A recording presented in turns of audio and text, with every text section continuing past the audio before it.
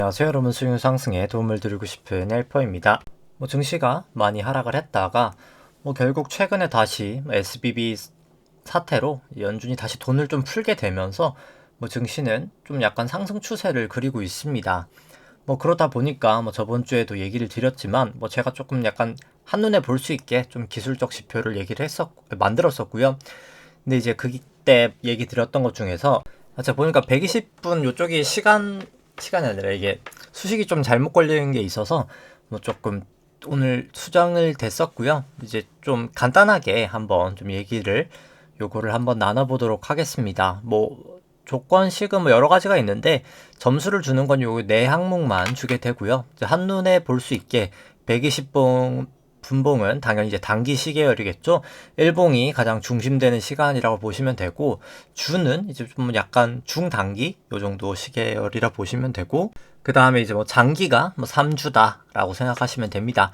월봉이 아니라 그냥 일목수자인 전 3주를 좋아하기 때문에 3주를 썼고요. 그냥 간단하게만 봤을 때는 아무래도 롱 쪽에 빨간 색깔이 더 많죠. 빨간 색깔이 많다는 게 더 유리한 쪽이기 때문에 현재로 점수로 치면은 코스피든 나스닥이든 일단 롱 쪽이 더 100%씩, 그러니까 100점으로 좋은 상태다라고 볼 수 있고, 좀 차이가 나는 부분이 있다라고 하면은 일단 숏 같은 경우에, 그러니까 코스피도 그렇고 나스닥도 그렇고 다 초장기는 아무래도 아직까지 좀 숏 영향이고, 나스닥은 좀 초단기 같은 경우에는 또 약간 숏의 상황이다. 근데 아직까지 일봉 기준으로는 둘 다 롱적인 측면이다. 그 주봉상이랑 요 정도 느낌이라고 보시면 될 것 같습니다. 그냥 간단하게 요약해서 나스닥은 초단기는 숏, 그 다음에 이제 코스피랑 S&P는 초장기는 숏. 그렇다 보니까 현재는 아직까지는 일단 롱 추세가 맞아 보인다. 이제 초단기 빼고 그냥 단기적으로는 다 일봉이 아직까지는 지금 다 롱 추세다라고 볼 수 있을 것 같고요. 저번에 이제 주봉을 보여드렸던 것 같으니까, A라고 주 보여드렸던 것 같으니까 이번에는 그냥 120분봉이랑 일봉들을 한번 보도록 하죠. 일단 120분봉은 워낙 자주 움직이기 때문에 그냥 레벨 자체를 보는 게 더 중요할 것 같고요. 이 평을 넘냐 안 넘냐 보다 일단 좀 고점을 치고 살짝 내려오고 있는 추세, 볼린저 200도 그렇고 약간 이제 좀 과열을 했다가 좀 내려오는 추세다라고 볼 수 있을 것 같고요. 그 다음에 이제 기준선 이탈 정도도 조금씩 점점 내려오고 있다. 200일 이동평균선 이격도 조금씩 내려오고 있다 라고 보시면 될 것 같고요. 고점을 치고 빅스랑 ATR보다 ATR도 이제 좀 고점 영역이다 라고는 좀 보여지고요. RSI도 이제 70을 넘었다가 이제 내려오고 있는 영역이다. 이렇게 볼 수 있을 것 같고, 일봉상으로 봤을 때 일봉이 더 중요하겠죠. 아직까지 이 평을 하회하진 않지만 조금씩 꺾이고 있는 모양새, 고점에서 딱 고점이긴 하잖아요. 지금 모양새가 고점에서 좀 내려올 수 있는 모양새, 좀 조심을 이제 할 필요는 있어 보인다. 근데 아직까지 추세가 꺾이진 않았다. 이 정도로 보시면 될 것 같고, 이제 기준선 이탈 정도나 200일 이평도 여전히 그렇습니다. 아직까지는 꺾이진 않았다. 근데 좀 조심을 할 만한 상황, 그 정도로 보여지고요. 빅스도 최저점 수준까지 내려와서 이제 다시 벌어질 일만 남았고, ATR도 엄청 낮아졌기 때문에 결국은 역축이어서 낮다라고 표현하는 거고요.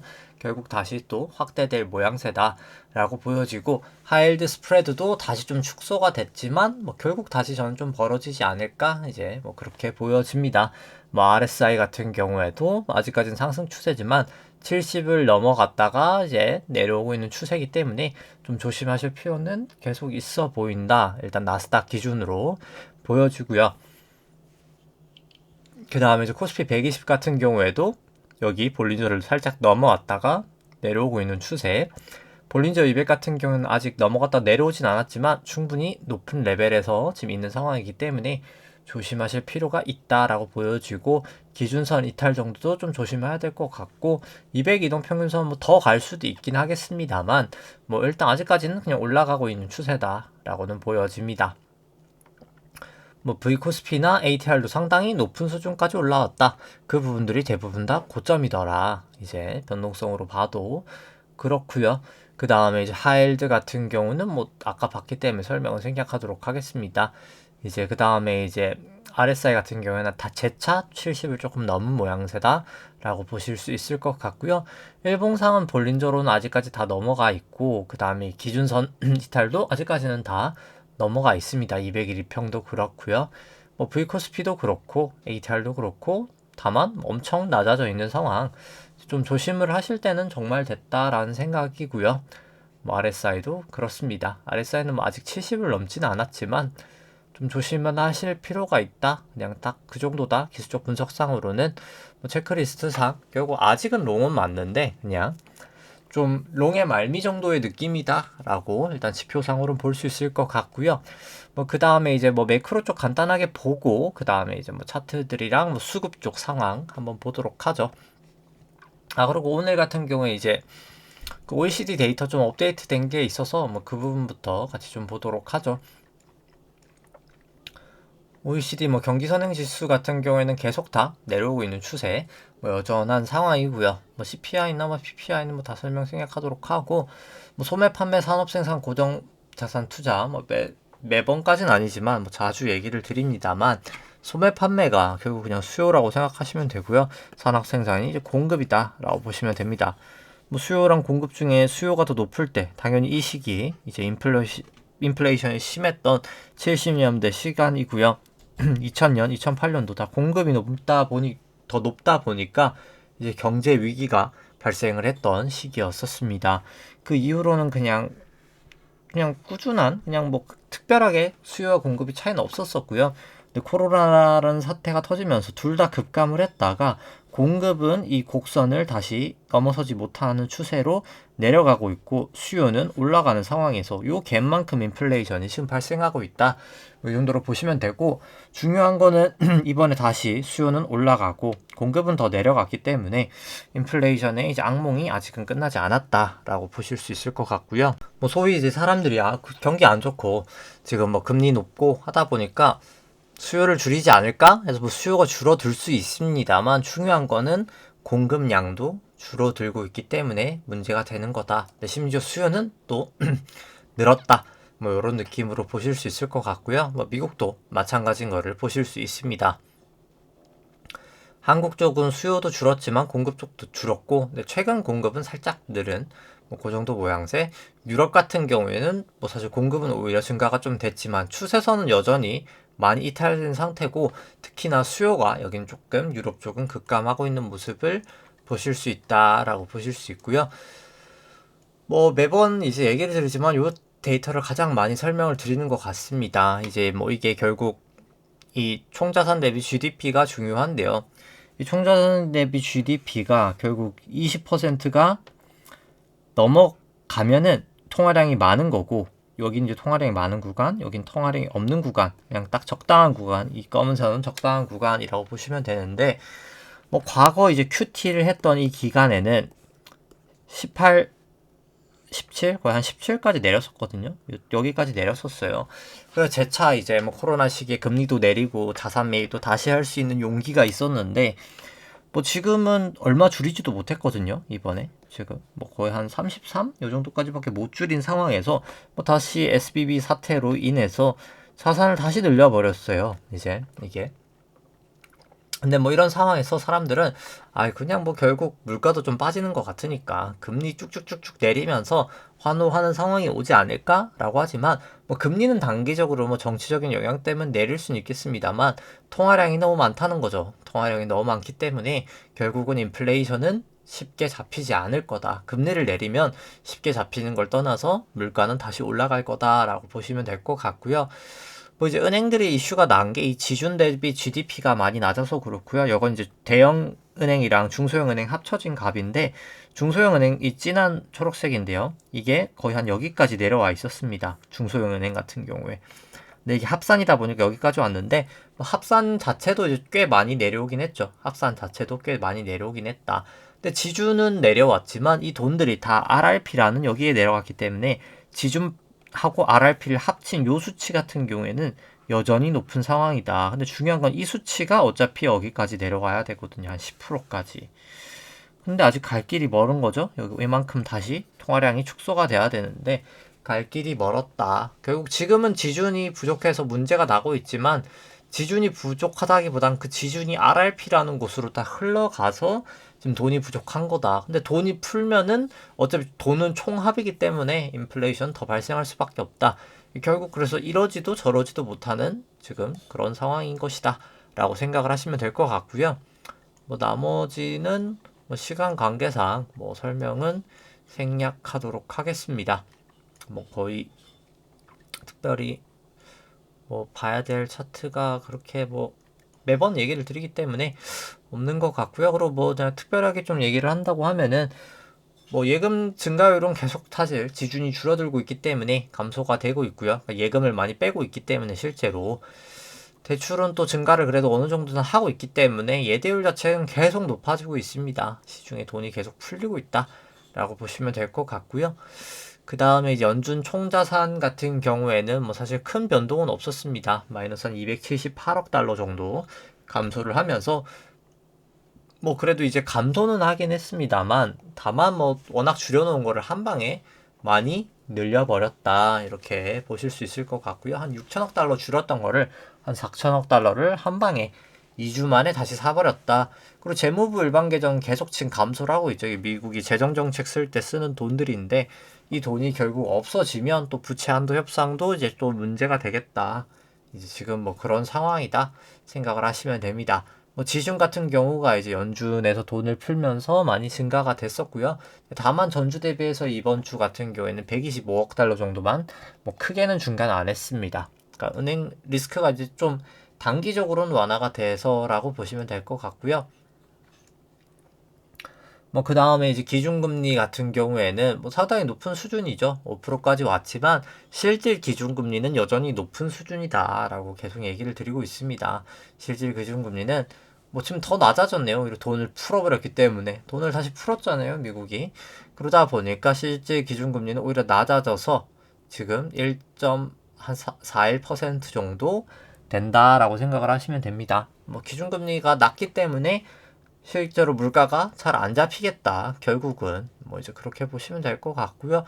이제 뭐 여러 가지로 볼 수 있겠지만 이것도 유통 속도로도 설명을 드릴 수가 있는데 결국 과거엔 유통 속도가 많이 떨어졌지만 지금 이제 올라가면서 이제 그 영향으로 인플레이션이 날 것이다. 근데 이게 결국 예대율 차트랑 항상 얘기를 드리지만 모양이 똑같더라. 예대율이 높아지면서 돈이 돌게 됐다라고 보시면 됩니다.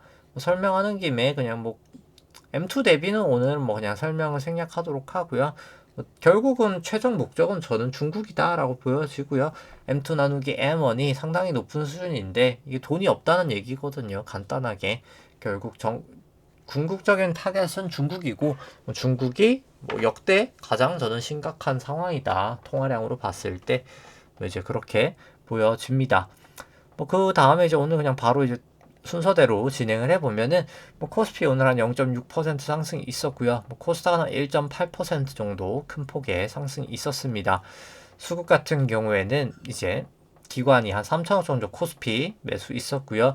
외국인 한 170억 정도 매도, 개인이 한 2,700억 정도 매도가 있었고요. 뭐 선물 같은 경우는 외국인이 한 6,100억 정도 매수, 개인이 한 2천억 정도 매도, 기관이 한 4천억 정도 매도가 있었습니다. 뭐 코스닥 같은 경우 외국인 한 1,900억 정도 매수가 있었고요. 기관 한 700억 정도 매수, 개인이 한 2,100억 정도 매도가 있었습니다. 뭐 누적수 같은 경우에는 3월 선물 만기 이후로 기관이 한 1조 3천 매수 중이고요. 외국인, 개인은 매도 중입니다. 선물 같은 경우에는 외국인이 한 5천억 정도 순매수 포지션을 유지하고 있다라고 보시면 될 것 같고요. 작년 연초 이후로부터는 개인이 아직까지는 매수 중인데 한 10월부터는 좀 매도를 하고 있는 그런 상황이다라고 보실 수 있을 것 같고요. 뭐 긴 시계열로 봤을 때는 근데 다만 여전히 개인이 많이 매수하고 있는 장이었었기 때문에 수급은 뭐 여전히 장기 추세는 좋지 않습니다. 뭐 코스닥 같은 경우 설명은 생략하도록 하고요. 특별히 최근 좀 단기 기준으로 외국인 선물 매수세가 조금 거셌다. 뭐 이 정도로 설명을 드릴 수 있을 것 같고요. 뭐 그 다음에 이제 바로 그냥 밸류에이션 얘기를 해보면은 이제 주식 안에 있는 기대 수익률을 국고 70년 금리로 차감한 이제 일드갭과 나눈 이제 페드 모델 같은 경우 보시면은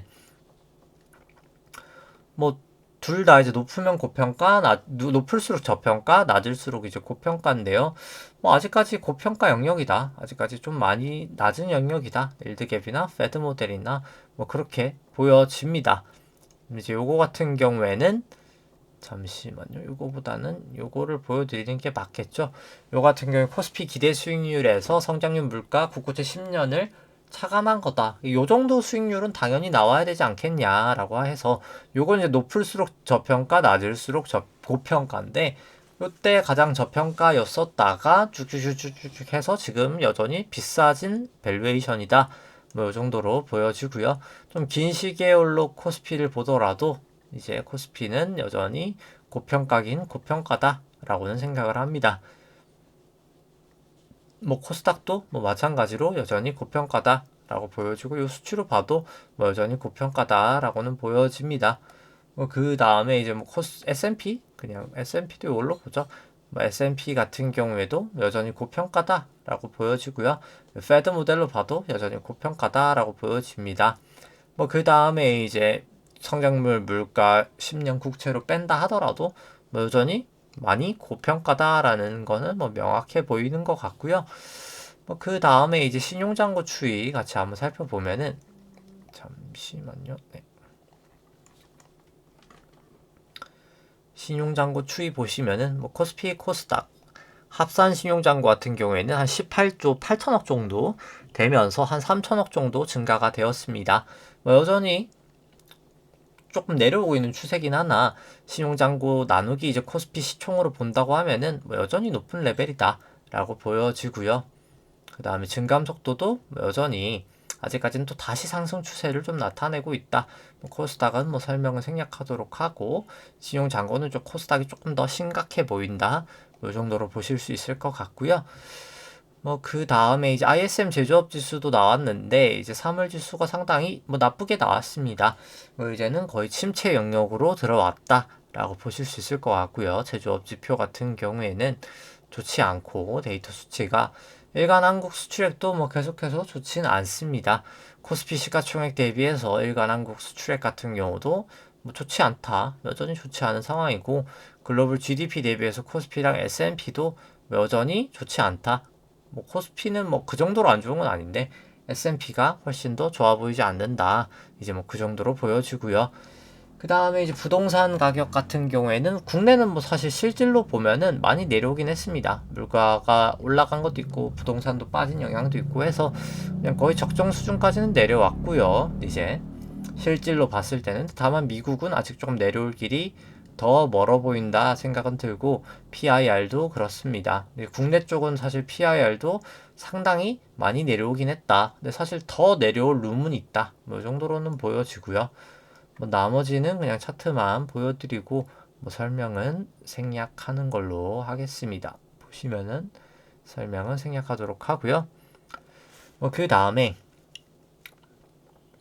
수급도 얘기를 드렸고 뭐 BEI 같은 경우에 기대 인플레이션 같은 경우에는 뭐 소폭 낮아진 상황, 뭐 특별하게는 변동은 없고 실질 금리도 뭐 특별하게는 뭐 변동은 없는 상황이다.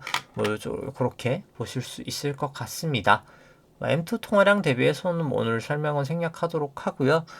뭐 그 다음에 이제 바로 차트를 보도록 하죠. 결국 아까 뭐 기술적 분석 때도 얘기를 했었지만 차트를 보도록 다 넘어가서 차트를 보면은 뭐 결국 엘리어트 파동상 뭐 저는 이제 파동상 여기 그냥 파 고점을 치고 아마도 A, B, 그러니까 A, B, C 해서 여기까지가 이제 한 파동이었을 것 같고요. 뭐 지금 이제 B의 어딘가를 가고 있는 파동이지 않을까 생각을 합니다. 이게 C의 1, C의 2, C의 3일지 여기가 B일지 모르겠지만 그냥 아까 기술적 분석도 그렇고 뭐 그냥 이제 들어가는 진입은 RSI 뭐 120분봉으로 보죠. RSI가 아니라 요 120분봉으로 봤을 때 아직까지 뭐 꺾이진 않았잖아요. 꺾이는 거를 1차적으로 보고 그 다음에 일봉 정도도 이 평을 좀 내려가는 걸 보고 그 다음 뭐 진입을 해도 늦지 않겠다. 뭐 저는 뭐 그 정도로는 보여지고요.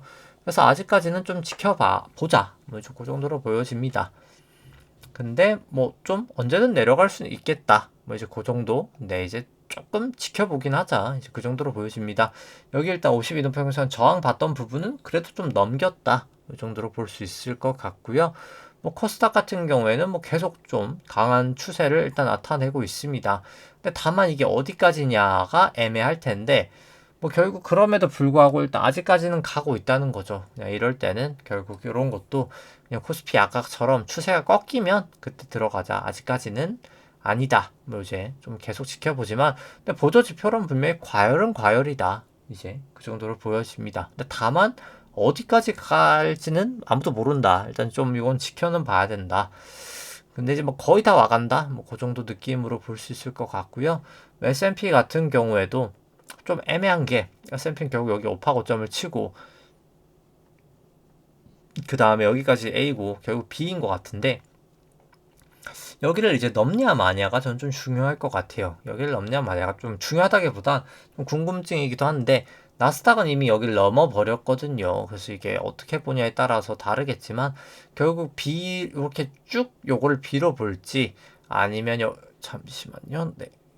여기까지 쭉을 빌어볼지 여기까지 비웠다가 이게 C1, CA 이런 식으로 갈지인데 아무래도 정황상 다시 좀 요만큼은 넘기는 게 모양상 좀 더 맞지 않을까 사실 뭐 싶기는 하고요. 뭐 다오 같은 경우에도 이제 여기 구름 대신 걸려 있는데 여기를 좀 넘기냐 마냐가 중요할 것 같습니다. 못 넘기고 이제 무너지느냐 넘겨주느냐가 좀 상당히 중요할 것 같고요. 뭐 괴선도 여기 상당히 많기 때문에 여기서 또 지지가 되냐 마냐도 중요할 것 같습니다. 뭐 나머지는 설명을 생략하도록 하고요. 뭐 코인도 뭐 결국 내려가는 추세인 거는 명확했었는데 여기까지는 근데 여기 이제 반등 이후로부터 조금 애매하기는 합니다. 여기 올라갔던 모습이 좀 애매했기 때문에 그래서 이런 것도 그냥 결국 그냥 기술적 분석 데이터상 뭐 들고 있다고 하면 뭐 기준선 깨지면 매도하면 되고 뭐 숏을 한다고 하면은 제가 비트코인은 저건 아직 만들진 않았는데 뭐 저런 식으로 해서 이제 다시 이제 좀 추세 데이터가 좀 하방인 것 같다라고 하면 이제 그때 사실 좀 후행적으로 움직이는 게 더 맞지 않을까 싶긴 합니다. 코스피는 뭐 거의 바닥 근처까지는 온 것 같고요. 뭐 그 다음에 이제 빅스 같은 경우도 많이 내려왔다. 뭐 바닥 근처까지 왔다. 뭐 필라델피아도 이제 뭐 고점을 다시 찍긴 했지만 뭐 요게 그냥 필라델피아는 비지 않을까. 뭐 저는 그렇게 생각을 하고요. 뭐 니케이도 뭐 결국 다시 여기를 넘지는 못하고 빠지지 않을까. 좀 추세상 그렇게 봅니다. 뭐 유로스톡스 같은 경우도 여기서 다시 넘기긴 했지만 여기 고점은 계속 못 넘지 않을까 싶고요. 여기 고점을 넘기기 전에 저는 뭐 하락을 하리라 생각을 합니다. 높은 확률로. 항생 같은 경우도 뭐 특별하게 움직임은 없고 여기를 넘냐 마냐겠지만 뭐 결국 올라가다가 다시 좀 내려가지 않을까. 바로 내려갈 수도 있고요. 일단 아직까지는 뭐 괴선상으로는 특별히 문제는 없고 전에 이제 120 이동평균선에서 지지를 보였기 때문에 뭐 거기를 지키냐 마냐가 중요할 것 같고요. 뭐 상해 종합도 뭐 마찬가지인 추세이기 때문에 뭐 설명 생략하도록 하겠습니다. 뭐 달러 인덱스 같은 경우에는 계속 쭉쭉쭉 빠지고 있고 일단 여전히 아직까지는 추세는 안 좋은 추세다라고는 보여지고요. 그다음 뭐 달러 원도 뭐 여기 많이 괴선들이 모여 있어서 뭐 일단 여기 수치들 좀 살펴보고 그 다음에 이제 움직여야 되지 않을까. 일단 여기 저항선이 워낙 두터워서 들어가더라도 뭐 깨지고 들어가는 게 맞지 않을까 생각을 하고요. 뭐 WTI는 이제 감산 쪽이 있었죠. 감산 116만 달러 감산을 하면서 많이 유가가 튀었고요. 뭐 결국 그 유가의 영향으로 물가도 다시 저는 좀 튀리라 생각을 합니다. 뭐 유가 데이터 같은 경우는 여기 당연히 이제 나오겠지만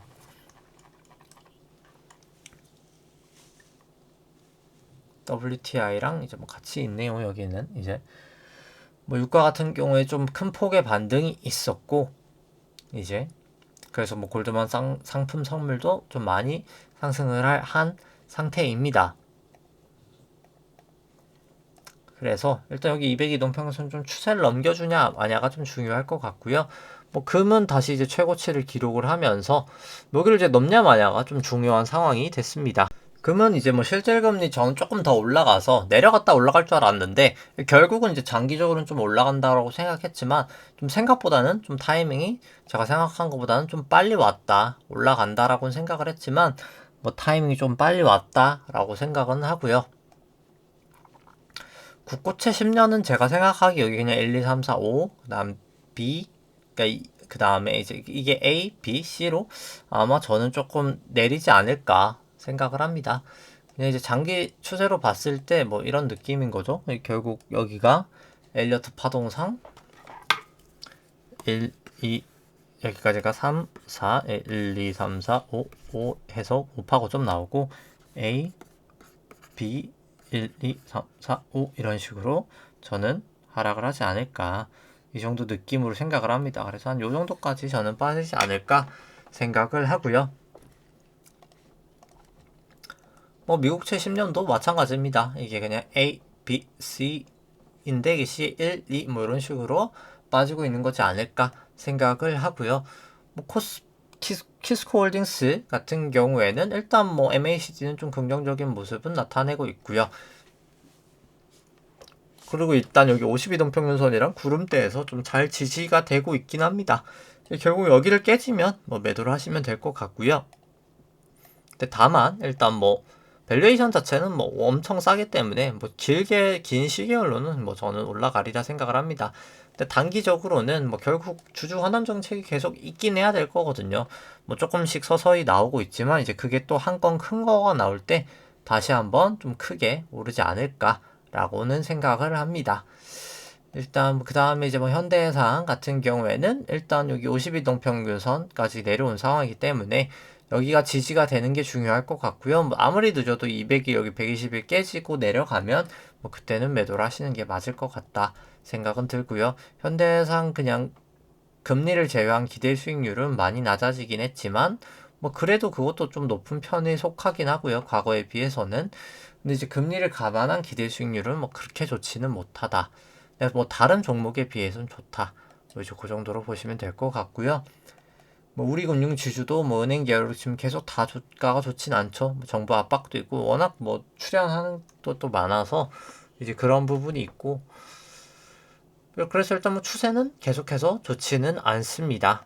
그 다음에 상대가치 평가를 봐도 뭐 엄청 저평가인데 이제 금리를 감안해도 뭐 사실 이 정도면 가격은 사실 많이 싸지고 있다. 뭐 이제 그 정도로는 보여지고요. 뭐 삼성전자 같은 경우도 반등은 하긴 했습니다. 반등은 하긴 했습니다만 일단 뭐 추세 자체가 나쁜 거는 아니긴 한데 볼린저 밴드 타다가 조금 이탈한 게 좀 걸린다. 뭐 그 정도이고요. 뭐 밸류에이션 자체는 뭐 그냥 거의 뭐 적정한 가격이다라고 보여주고 상대 가치 평가로 봤을 때는 금리를 조정 안 하면 뭐 나쁘진 않은데 금리를 조정하면은 그래도 비싼 편이다. 뭐 이제 그 정도로 보여집니다. 뭐 그 다음에 이제 SK 하이닉스 같은 경우에도 기준선 위에 일단 있긴 한데 여기를 이제 지지가 되냐 마냐가 좀 중요할 것 같고요. 뭐 공매도도 지금 너무 많아서 뭐 공매도 정지도 되고 뭐 상당히 뭐 개인적으로 좀 좋지 않은 상황이다라고 보여집니다. 아무래도 이제 여기가 인텔 매수했던 것도 그렇고 뭐 디램도 그렇고 낸드도 그렇고 거의 다 공장이 중국에 많은데 뭐 지금 반도체 규제 때문에 미국 반도체 규제 때문에 중국 쪽 뭐 그냥 공장 돌릴 수가 없게 될 거거든요. 몇 년 안에 뭐 다 이제 생각하고 하면은 생각보다 사태가 저는 좀 심각할 수 있다. 뭐 계속해서 이제 그렇게 보여집니다. 하이닉스는 생각보다 좀 심각할 수 있다라고 보여지고요. 근데 다만 뭐 플러스로 나오는 게 뭐 좀 실적 전망치가 이렇기 때문인데 워낙 변동성도 크고 뭐 저는 이제 사실 중국 공장 노이즈는 제대로 반영이 안 됐다라고 보기 때문에 뭐 좀 보수적으로 볼 필요가 있지 않나 생각은 합니다. 하이닉스 같은 경우에도 근데 또 금리까지 조정하면 뭐 그렇게 싼 편도 아니고요, 사실. 그 다음에 현대차도 뭐 일단 지금 추세는 뭐 나쁘진 않습니다. 일단 뭐 추세가 그래도 상방을 타고 가고 있기는 하다. 뭐 굳이 먼저 내릴 필요는 없겠지만 뭐 좀 추세가 꺾일 때 그때 좀 매도를 하시면 될 것 같고 지금 추세상으로는 근데 다만 이제 뭐 림으로는 뭐 밸류에이션 그냥 적정한 정도고 림으로 봤을 때는 그 다음에 이제 뭐 상대 가치로 봤을 때는 뭐 그렇게 메리트가 있어 보이진 않고요. 그 다음에 이제 LG화학 같은 경우에도 뭐 나쁘진 않다. 근데 추세가 뭐 아주 나쁘진 않다. 근데 이제 뭐 그냥 이런 것도 기준선 깨지면 뭐 저는 그냥 매도하는 게 맞지 않을까 싶긴 한데 근데 일단 뭐 여기는 계속 지지가 됐던 게 52동 평균선이기 때문에 뭐 50을 깨면 매도를 한다. 뭐 그 정도 느낌으로 가시면 될 것 같고 근데 다만 일단 뭐 밸류에이션이 좋아 보이진 않습니다. 그 다음에 뭐 상대가치 평가를 봐도 뭐 금리를 조정 안 하면 괜찮은데 조정하니까 그렇게까지 좋지는 않더라 라고 보여지고요. 뭐 롯데케미칼 같은 경우에도 뭐 계속 횡보 추세여서 뭐 굳이 뭐 지금은 그냥 좀 지켜보는 게 더 맞지 않을까 생각은 합니다. 뭐 밸류에이션도 뭐 그렇게 좋지는 않은 상황이고요. 상대가치 평가를 봐도 뭐 금리 감안하니까 그렇게 좋아 보이진 않는다. 그 다음에 이제 효성화학 같은 경우에도 다시 120일 평균선 깨졌기 때문에 좋지 않다. 이제 그렇게 보여주고 밸류에이션은 충분히 저렴하긴 합니다만 일단 뭐 추세가 좋지 않은 상황에서는 지켜보자. 기대 수익률도 금리를 조정하니까 좋지는 않더라. 이제 뭐 그 정도로 보여주고요.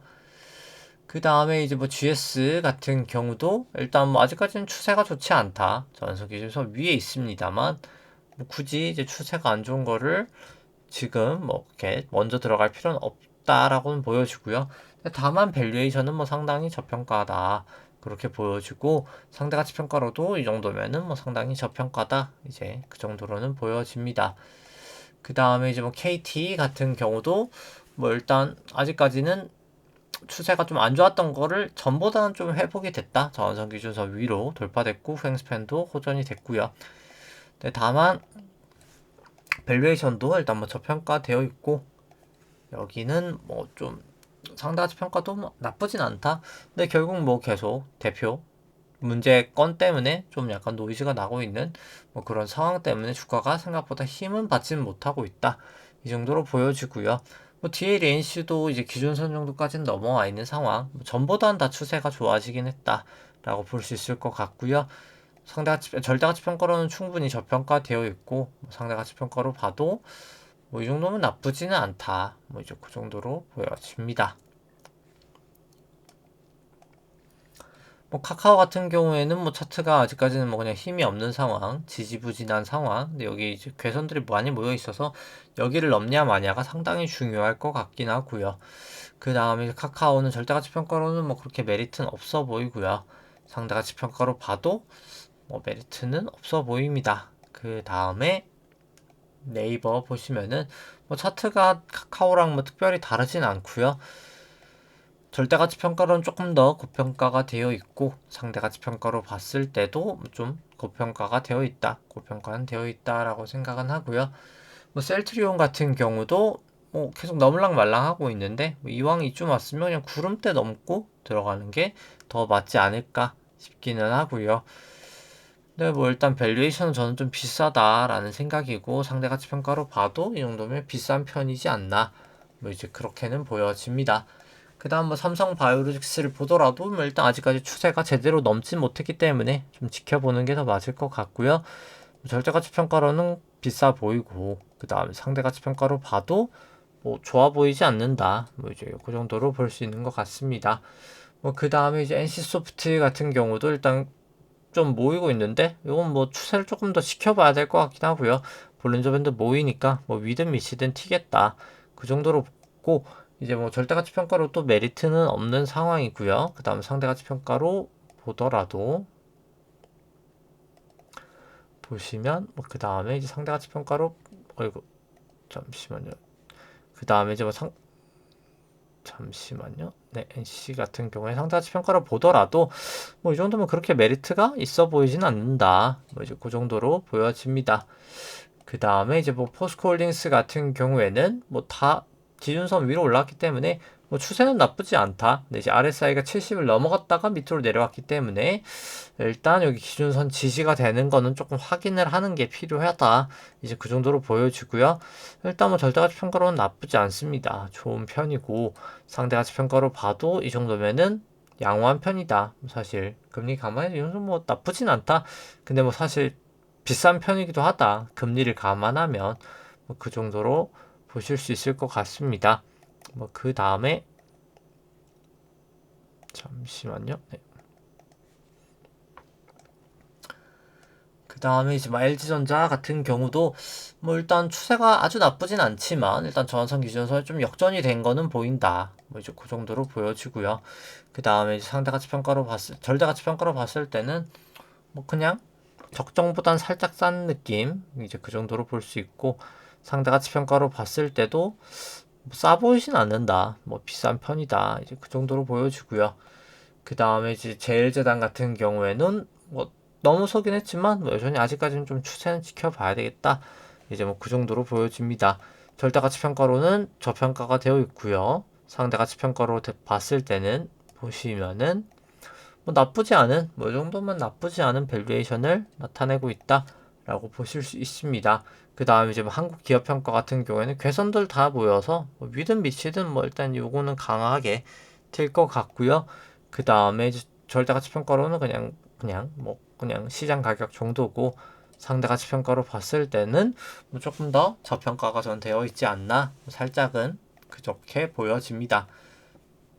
그 다음에 이제 뭐 다월 같은 경우는 일단 뭐 계속해서 올라가고 있고 뭐 아직까지 추세가 꺾이지는 않았다. 뭐 이제 그 정도로 보여집니다. 그 다음에 이제 상대 가치 평가로 봤을 때도 뭐 일단 많이 비싸지긴 했다. 실적 자체가 안 좋았기 때문에 그렇게 보여지고요. 한국금융지주도 일단 뭐 그런 느낌의 상황이다. 뭐 일단 그렇게 보여집니다. 그 다음에 이제 한국금융지주는 일단 추세가 아직 엄청 좋진 않죠. 일단 구름대랑 여기 기준선 밑에 있기 때문에 일단 아직 추세가 그렇게 강하진 않다라고 볼 수 있을 것 같고요. 애플 같은 경우에도 뭐 일단 아직까지는 추세가 좋습니다. RSI도 70 넘어가 있었고 뭐 움직임을 봐도 뭐 그냥 전환선, 기준선 크게 뚫린 거 없이 쭉쭉쭉 올라갔기 때문에 좋은 상황인데 요런 거는 제가 봤을 때 이게 A, B, C 그 다음에 이게 B 정도지 않을까. 그 다음에 이제 C로 빠지는 파동이 저는 한 번 더 남지 않았을까. 밸류에이션 상이나 여러 가지 측면상 뭐 그렇게 보여지고요. 뭐 코스피 같은 코스피가 아니죠. 이제 테슬라 같은 경우에도 뭐 비슷한 느낌이라고 생각합니다. 이게 A, B, C 다음에 이제 B 정도의 느낌으로 가고 있는 게 아닌가. 근데 이제 결국 여기도 아직까지는 전환선이 아니라 기준선이랑 구름대 지지를 좀 잘 받고 있어서 뭐 그 다음에 좀 움직임이 더 결정이 되지 않을까 생각을 합니다. 그래서 뭐 결론적으로 지금 증시의 반등은 일단 뭐 통화량 때문에 통화량 다시 찍어서 반등이 됐고요. 아까 얘기 드렸다시피 뭐 통화량이 너무 많은 상황에서 통화량을 또다시 늘렸기 때문에 뭐 제가 봤을 때 인플레이션 잡기 어려워질 것 같고요. 뭐 기술적 분석도 뭐 결국 보시면은 체크리스트 보시면은 초단기는 이제 우리나라는 좀 롱이지만 미국은 점점 숏으로 향해 가고 있다. 그래서 일봉도 언제든 숏으로 갈 수 있고 주봉상으로는 또 그럴 수 있고 근데 다만 이제 3주 같은 경우에는 아직까지는 이제 좀 장기 추세는 여전히 일단 아직까지는 숏 추세다. 이제 그 정도로 보면서 정리를 할 수 있을 것 같습니다. 뭐 그래서 뭐 결국은 길게는 제가 봤을 때 하락이 있겠지만 일단 초단기로는 조금씩 나스닥 같은 경우에는 안 좋아지고 있고 일본까지 안 좋아지면 뭐 그때 뭐 제가 봤을 때 하방으로는 진입하면 되지 않을까 생각을 하면서 오늘 방송 여기까지 하도록 하겠습니다. 좋아요와 구독 누르시면 감사하겠습니다. 이상입니다.